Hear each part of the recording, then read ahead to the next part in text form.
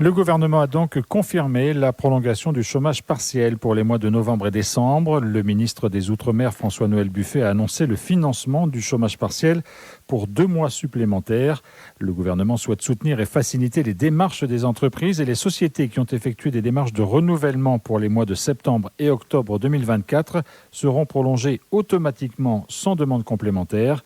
Une bonne nouvelle pour Mime Sidel, la présidente du MEDEF. C'est une très bonne chose, ça n'était pas gagné. Nous avons beaucoup argumenté pour maintenir ce dispositif au moins jusqu'à fin décembre. Nous espérons sa prolongation jusqu'à mi-2025. Mais évidemment, ça permet de donner un bol d'air aux entreprises qui n'ont pas pu encore reprendre leur activité et étaient très soucieuses de maintenir leurs salariés en situation d'emploi dans leurs effectifs. Ça soutient l'économie et ça permet en fait d'attendre le lancement des chantiers de reconstruction et l'arrivée des indemnités d'assurance.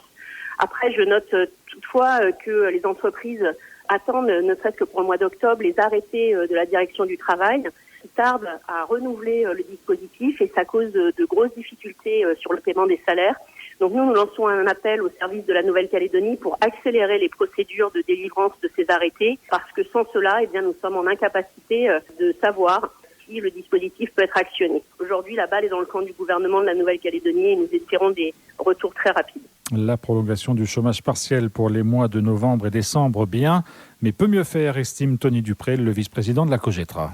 Ça prouve que l'État ne s'engage pas réellement sur ce sujet. C'est bien, mais c'est largement insuffisant. On l'a dit à plusieurs reprises, il faut donner plus de visibilité aux entreprises. Sinon, elles licencient massivement. Donc, il faut à minima un engagement sur mi-2025. Si on pérennise le système, on l'a dit là aussi, s'il faut revoir la délibération.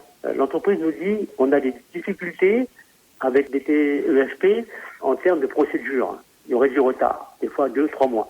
Là, il faut voir ce qui se passe. Ensuite, des critères d'éligibilité, s'il faut les revoir. Parce que là aussi, il y a peut-être un effet d'aubaine qui s'installe pour certains, avec les côtés confortables de la chose. On est prêt à en discuter. Mais, d'une manière générale, globale, l'effort financier de l'État doit être à la hauteur des enjeux. Et là, c'est largement insuffisant. Cette mesure de chômage partiel, rappelle le gouvernement, a pour vocation d'assurer le paiement des salaires, de maintenir les compétences et de soutenir les entreprises. Ce dispositif concerne près de 20 000 salariés en Nouvelle-Calédonie.